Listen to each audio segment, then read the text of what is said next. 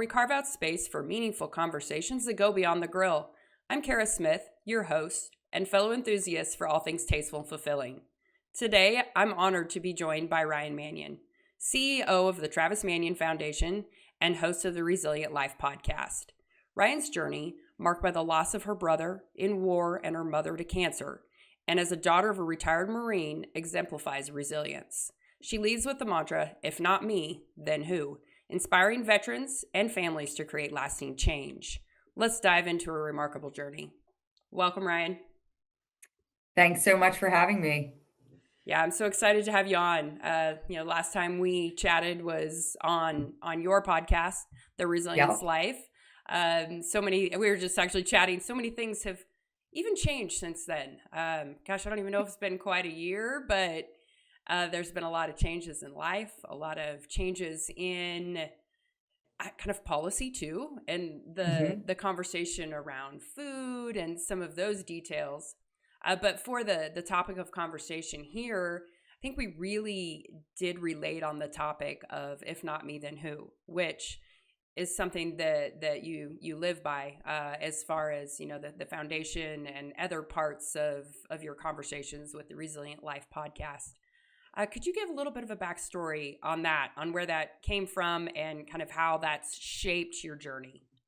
Sure. So those 5 words were actually the 5 words that my brother spoke before he left for his second and final deployment to Iraq. And it actually, the impetus of those 5 words took place at a Philadelphia Eagles game. My dad my brother and my husband went to the Eagles game. They were leaving the game, and my husband said that it was like weighing really heavily on his mind that Travis was going back to Iraq. And so as they were leaving the game, my husband turned to my brother and he said, "Hey, what if I just push you down the stairs here?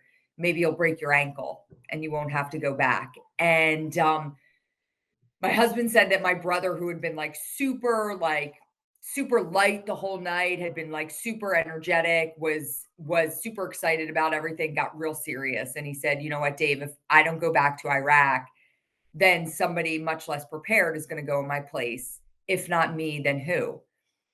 And I'll never forget, my husband came home that night and he was like, "I feel like such a jerk. Like, I literally told your brother I wanted to push him down the stairs. And this is what he said in response." And we started to kind of talk about it. And what we realized is that, like, that was the first time we heard Travis speak those 5 words.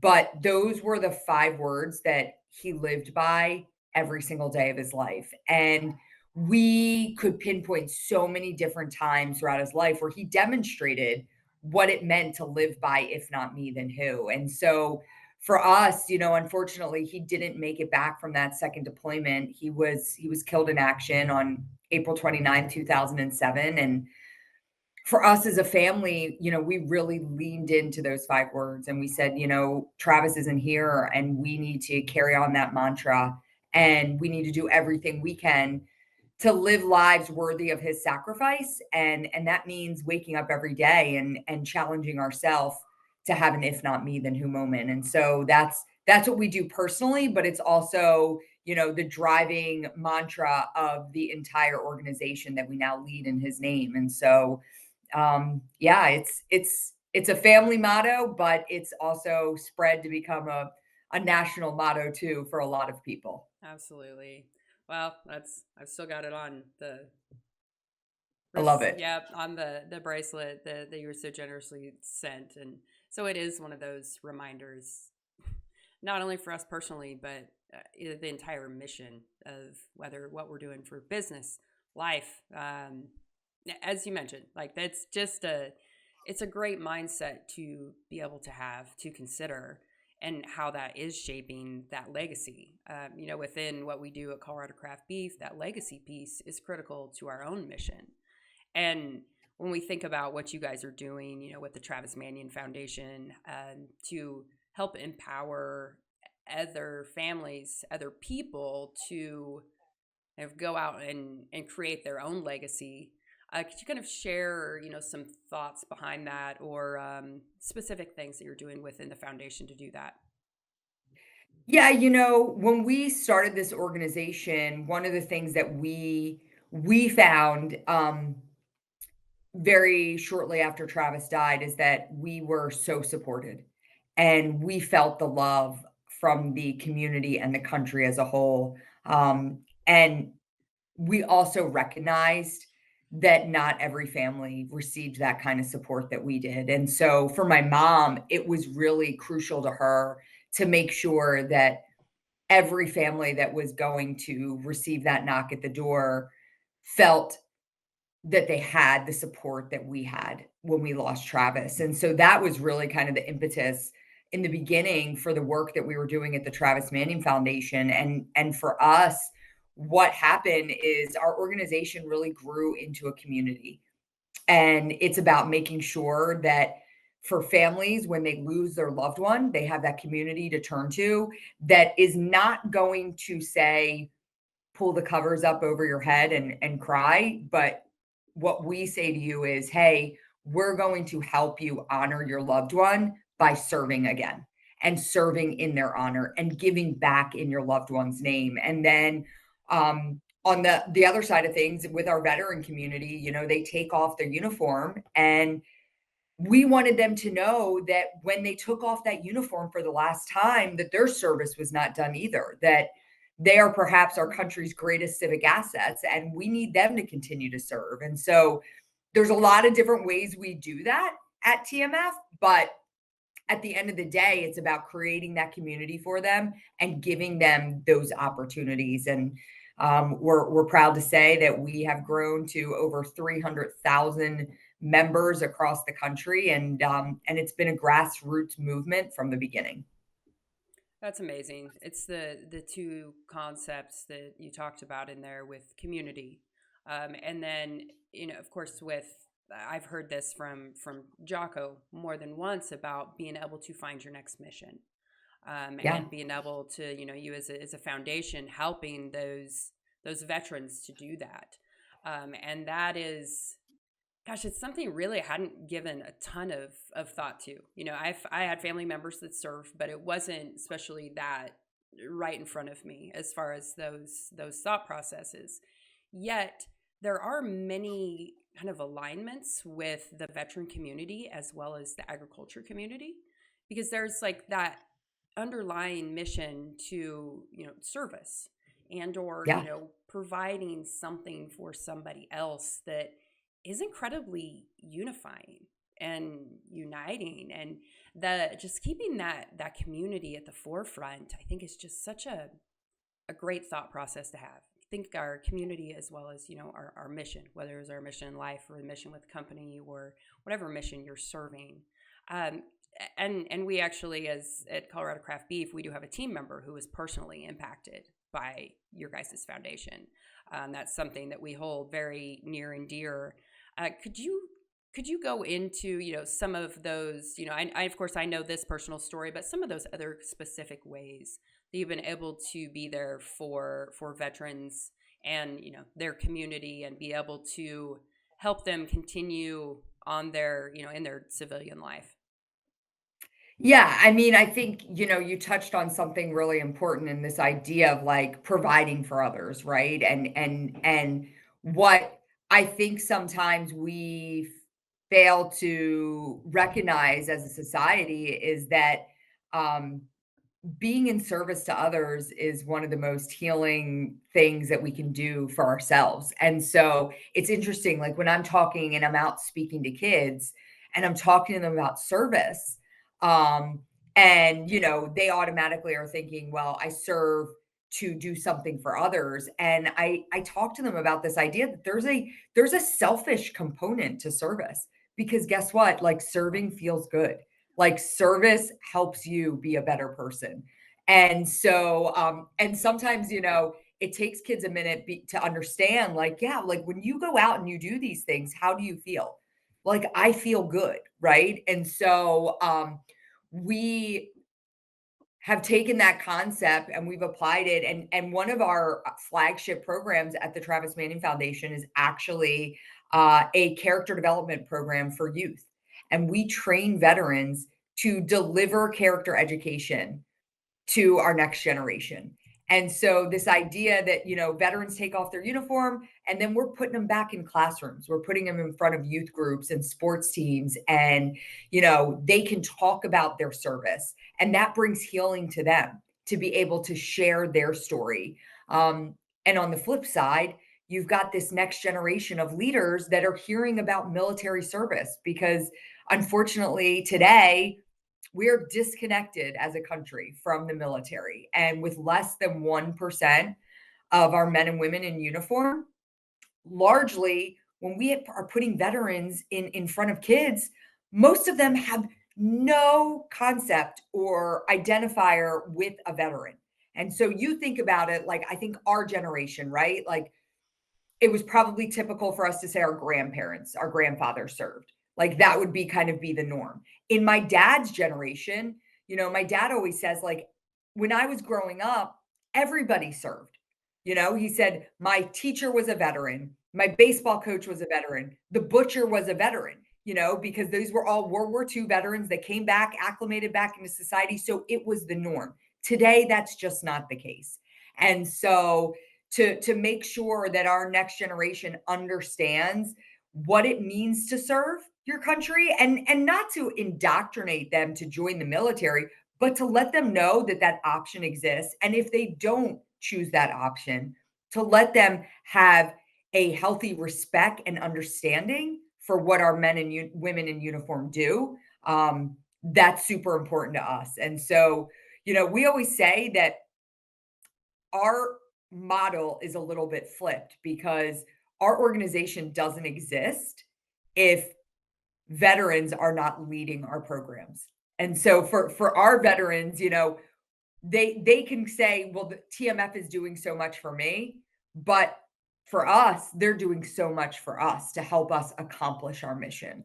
And so I think that concept right there is what makes our organization so strong. And there's tens of thousands of stories of veterans who, will turn to us and say, you saved my life. And I'm like, well, you don't realize that you probably saved the life of one of the kids you were talking to today.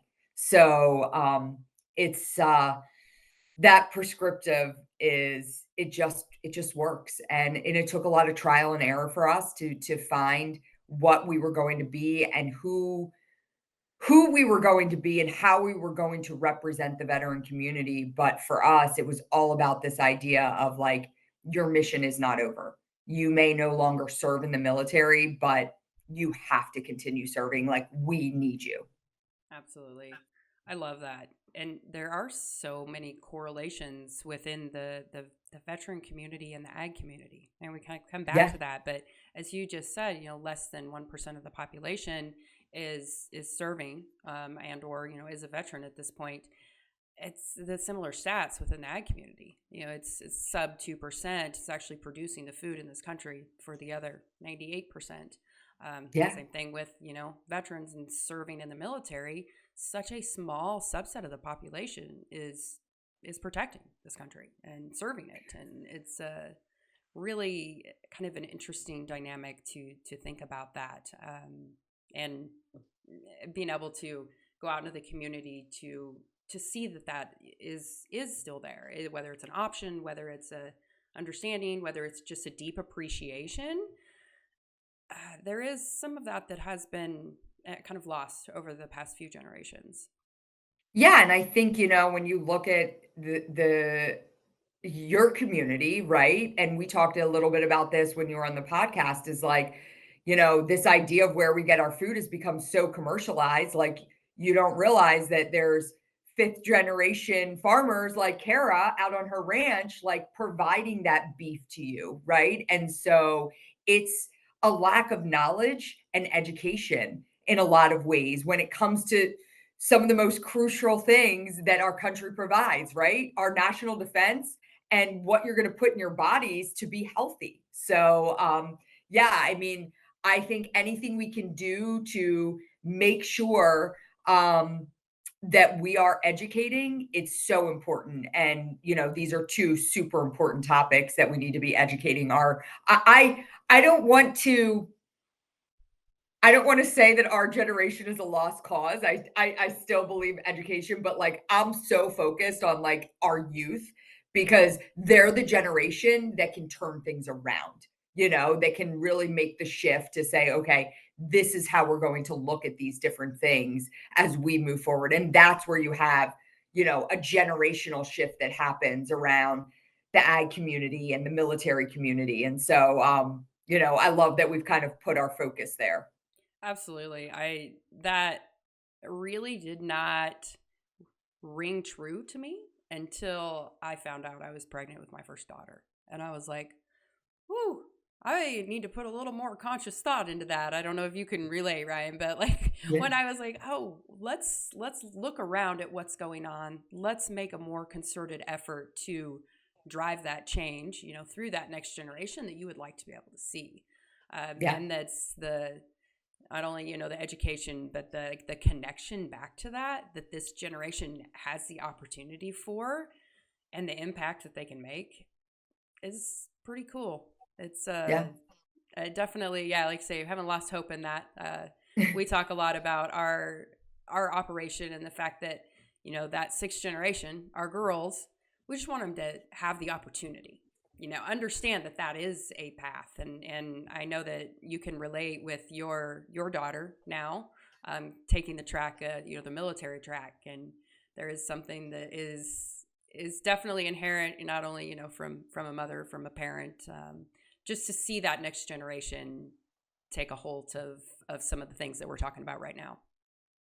Yeah, and I think it speaks to we can't be dependent on outsiders to teach values to our kids and teach our kids about what's important.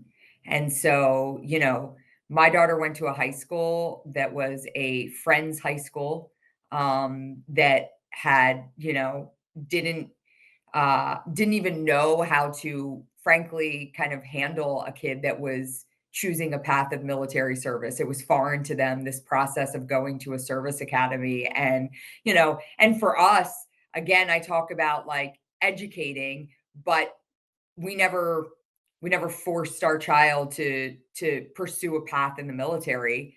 It was the values that we learned that she learned growing up. It was her, being surrounded by men and women that served, saw the opportunities that were presented to people that served in the military, and decided that that was the path she wanted to take.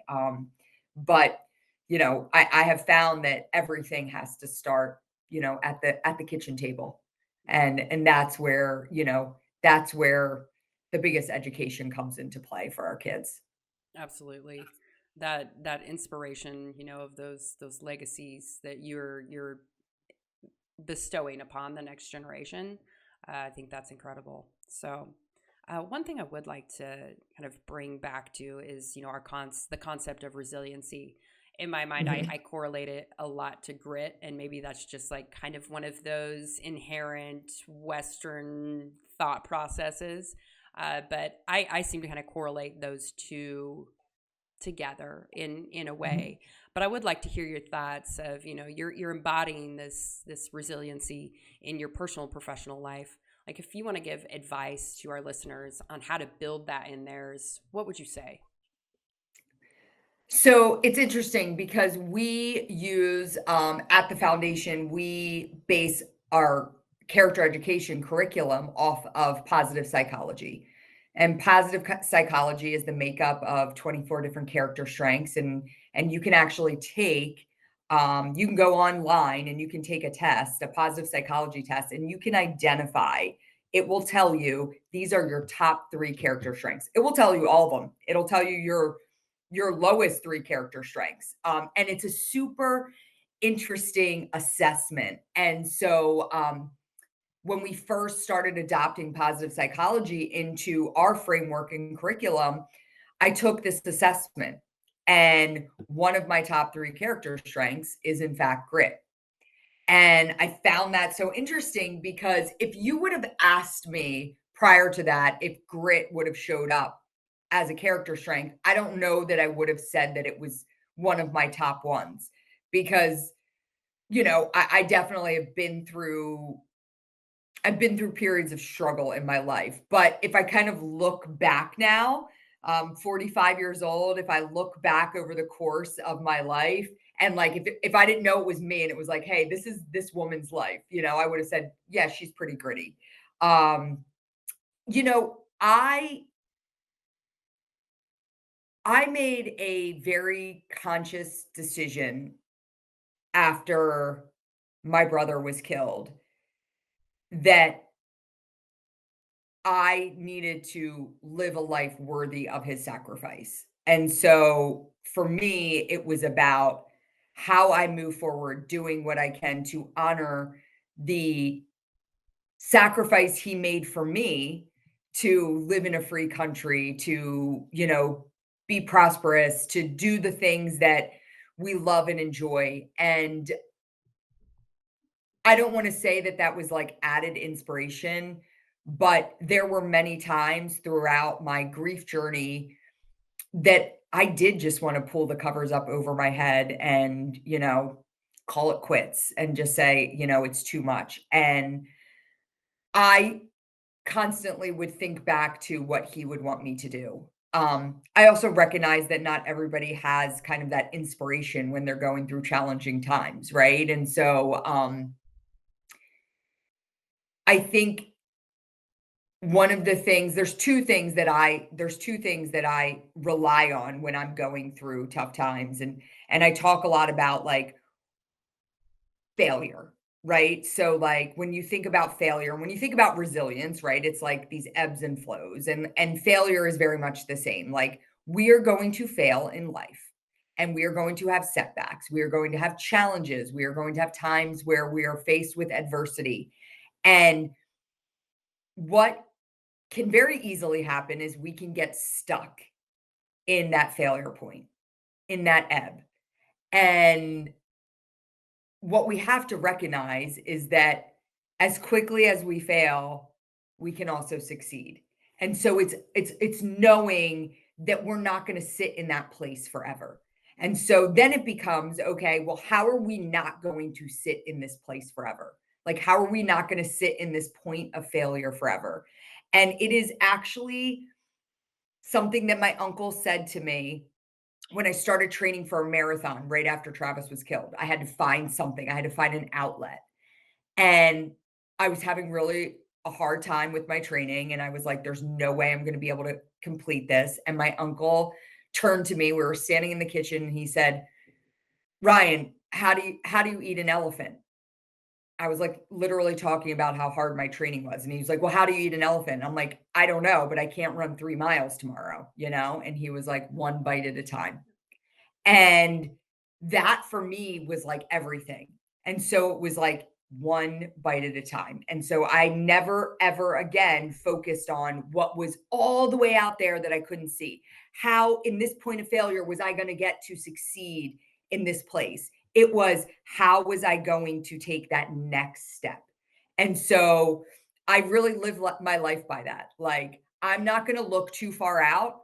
I'm going to look at that next bite. And I think that's how we essentially can accomplish things and how we can get and be resilient. It's looking at like, take one bite.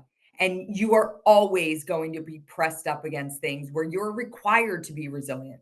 The other thing that I say that's important is like being resilient is like a learned trait, right? You have to build that. That is not something where you're like, hey, when the time comes, I'm going to be resilient. Like you literally have to work on it. And so I always say, like, you have to prepare yourself for what you are going to do when life's challenges are going to be thrown at you. And for me, that is like taking opportunities to put yourself outside of your comfort zone. Like, make yourself uncomfortable, make yourself be required to be resilient. Um, what I did is like I ran a marathon. I was like, I'm going to run a marathon, and I've never run more than 3 miles in my life, but I'm going to run a marathon. Like, I trained myself to take one bite a day and to be resilient and to put one foot, literally one foot in front of the other every single day. Yeah. I love that mindset and those practical thoughts behind the journey to get there, because it is a journey, and it Yeah. is created through experiences and continuing to build not only physical but mental toughness and some of the details that go along with that. And I actually heard this, I don't even remember where it was from, but back to the motherhood conversation of trying to teach my kids this, because at first I was like, "Ooh, I'm not sure how I'm going to do that." Trying to Yeah. teach grit, trying to teach resiliency, trying to teach a lot of these mindsets essentially. And the first one was, well, I don't know how else to do it anywhere besides the ranch, because Yeah. they'll have natural exposure to those types of things every day. Also, though, I have to take myself back every once in a while and let my kids struggle too. And Totally. sometimes that doesn't happen. It's we want to jump in and help them and fix it. Yet we're taking away opportunities for them to build this resiliency and this grit by fixing it for them and them I not think that having is, that problem. So, yeah, I think that is the hardest challenge as a parent, to let your kids struggle, because you don't want to see your kid upset. You don't want to see your kid sad. And like, you actually need to put them in places of struggle and let them figure it out on their own. If you want them to be well adjusted adults who know how to be gritty and problem solve. But gosh, it's in the moment, it's hard. And listen, I have an 18-year-old, a 16-year-old, and a 10-year-old. And it's different ways that you have to do that with each of them, but it's just, you cannot helicopter parent your kids, because you are failing them in how you're raising them. And so, but it's super hard, because it you just is. want to nurture them and take Yeah. care of them and solve every problem for them. But Mm-hmm. Yeah. it's the ultimate test of parenthood, is to let them figure it out on their own sometimes. Yes. Yeah. That is. Oh man, when the kids come help me feed animals, I want them to come and I want them to be there.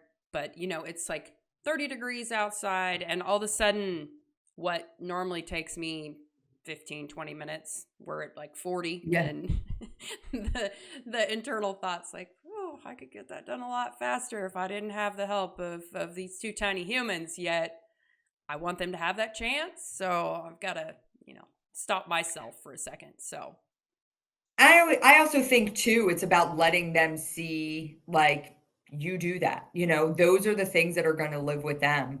Their badass mom out there, feeding the cattle at 0 dark 30 in 30-degree weather. Like, that's the things they're going to remember about their mom, which is so cool. And I just got back. I just did a cool 48 hours in the backwoods of Colorado, kind of an adventure challenge, l- limited resources. And I did it with a Marine friend of mine. And the whole time leading up, I was like super nervous about it. I was very uncomfortable.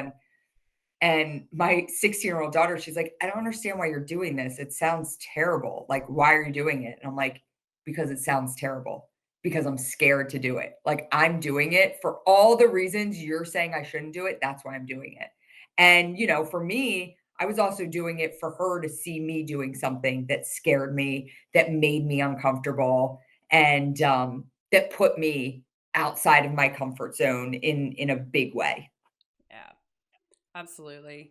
That's that leading by example, but also, you touch on something as far as being kind of a female in kind of a traditionally male dominated field too. Like we both do. Me Yep. being more in the beef industry, and you being, in the veteran community, and seeing, the perspective that you've brought to that, and your unique strengths and things within like the leadership space of this. What advice could you give to other women, not necessarily just in more of a male dominated field, but some of those thought processes? Like, what advice would you give to them? Yeah, I'll tell you that when I took over the Travis Manion Foundation, it was um, 2 weeks after my mom had passed from cancer. And, we were growing, but we weren't like some like huge organization. And very quickly we were right on that cusp, right? And very quickly we became a national organization. And I found myself in this place where I was like, I'm now leading one of the top veteran service organizations in the country. And and all the other top veteran organizations in the country were led by males. Um, and so I was like, I not only am I female, but I'm also not a veteran. Like, no one's going to take me seriously. I had huge imposter syndrome. Like, I felt completely unworthy. And I really kind of leaned into like this idea of like believe it till you become it. Like I had to believe that I was worthy of being in this position before anybody else was going to take me seriously. And I share this story because this was kind of the pivotal moment for me. I had gotten a call and they were doing a roundtable discussion at the White House. And uh I didn't get a call. I got like a letter or an email. And it was, Ryan Manion, we'd like to invite you to a roundtable discussion with the top veteran service organizations. And I was like, okay, I made it. Like they are taking me seriously. It doesn't matter that I'm a female and I'm not a veteran. Like they want me at that table.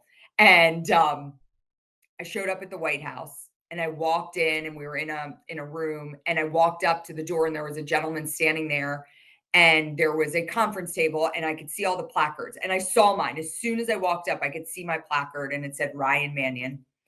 And then there was a row of chairs in the back against the wall.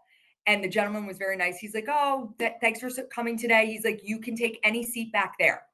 And I realized that like back there, it was all like the executive assistants of the men that were going to be sitting at the table and talk about like having a seat. Like I literally had a seat at the table moment. And I looked at him and I was like, "Oh," I was like, "But that's my name right there." Me having a boy's name kind of benefited me. He was the nicest guy. He was totally apologetic and he was like, "I'm so sorry. Please sit down." But none of them knew I was a female when they invited me to that convening. And I sat down and I was with all men at the table and I was very quiet at first. And then I finally started talking and I started sharing like the innovative work that we were doing at TMF and some of our best practices. And I saw like collective nods and I was like, okay, people are listening. And like I remember when I walked out when I walked out, the guy had said again, he was like, I just want to apologize again. I'm sorry I assumed. And I was like, it's no problem. Because for me, that whole meeting, I was just like, it was that aha moment. And I walked out and I was like, yes, like I am stepping over that line. Like I am Ryan Manion. I am the CEO of this organization and people are going to take me seriously. And I think that our belief in ourselves is vastly more important than anybody else's belief in us. Like if we don't believe in ourselves, then we will fail. Then nobody will take us seriously. So if I could give one bit of advice, it's that. Like if you want to be something, if you want to do something, you cannot doubt yourself. Like you have to be your number one believer. That's incredible. Love that story. It's, Yeah. of course, I think we all can probably share in some of those stories and some of the experiences we've had. But I love you sharing that, especially for our listeners to hear that I mean you break through those glass ceilings, but you need Yeah. to believe in yourself to be able Yeah. to do that and believe that you belong at the table. Yeah. And that can be a hard mindset to overcome in so many ways. I mean, my dad, he had two girls. I think there was a reason that God did not give him boys, frankly. But he had two girls, and this is a traditional, male dominated world. But he didn't treat us different. We became his cowboys, and we did all the Yeah. things that the boys do. And when I went into my professional world, I was like, I guess I just don't even see it differently of like, this is a traditional role or not. It's more of I have a love and a passion for this industry and the background in it. And, whatever, I guess you have to say for your mind to believe you belong where you are. But it was a lot of that thought process of like, well, yeah, I deserve to be here. And Yeah. then we have the conversation about starting a direct to consumer company. And I'm sitting around a group, table full of boomer men, frankly, talking about how we should connect with a millennial mother. And I'm like, oh, well, maybe we should have a conversation with a millennial mother about how we do that versus Right. dictating from a completely different perspective. So anyways, those are all, I think, just solid things to have more conversations around. So Yeah. I think a lot of times too, we I don't want to generalize, but I think sometimes as women, we put limitations on ourselves, right? Like we approach things with these preconceived notions of they're not going to take me seriously because I'm a woman. Like I used to do that a ton when I was younger. Um, I don't do that at all now, but like when I was in my late 20s, like I constantly did that. I would be like, "Oh, I don't know, this is gonna be tough because I'm a woman." And I think sometimes, like, I probably was the only one thinking that, you know? And so, again, it kinda gets back to, like, what is your mindset, yeah, you know? How you approach things is, like, the most important thing for sure. absolutely. Well, Ryan, I have thoroughly enjoyed the conversation, as always. I'd love for you to share kind of some final thoughts, whether it's from the TMF, kind of foundation perspective, resiliency, um, mindset. We've kind of covered the gamut here, but is there a way that you maybe can tie it into a bow and just leave some thoughts for our listeners? Yeah, I mean, I think that, one of the things when, we started with sharing that story of if not me, then who? And I think, um, one of the things that I like to tell people is like, you have to find that mantra, that motto, whatever it is that is going to guide you. And so I always welcome people to use mine and to use if not me then who, because I think it's so applicable to like no matter what stage you're in your life. I say, if I'm talking about if not me then who with a kid, it's like how do you have an if not me then who moment every day? Like be respectful to your parents, pick up that trash on the floor, like, hold the door for a stranger. Um, when you talk about it from a parent, from a mother perspective, I'm like, don't lose your cool on your kids, don't lose your cool on your husband. Like, there's so many, but like every day, I always say I kind of challenge myself to have an if not me, then who moment, a moment where I lead by example, no matter how small it is. And there are days I fail, but if I actively know that like every day I'm leaning towards that goal, you're going to have more good days than bad days in trying to accomplish it. So I think each and every one of us needs to have like, what is that driving motto that makes you be the best version of yourself? Like find it, identify it, and live by it, and look at yourself in the mirror every day and ask yourself that question before you kind of head out into the day. Like say that mantra into the mirror and then practice it. Yeah. Yeah, that thought process and that intentionality is definitely something that can shape so much.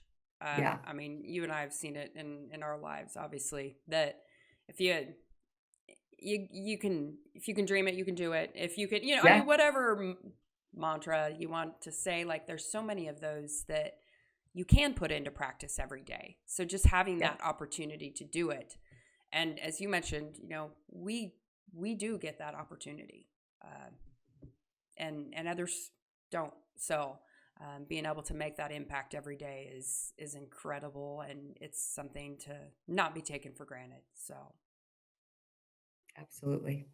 all right, Ryan, I appreciate your time so much. So we're gonna wrap up, but and we also will put all of the contact information in the show notes. So if you want to be able to follow up with Ryan, look at her incredible work, feel free to do that. So as we wrap up today's episode, let's embrace resilience. It's not just a skill, but a lifestyle. Inspired by Ryan and the mission of the Travis Manion Foundation, remember that each choice we make can strengthen our legacy and contribute to something bigger. Take ownership, embrace challenges, and let resilience fuel your journey. Thank you for tuning in to Steak Bites. Till next time, stay inspired and keep building your legacy with purpose.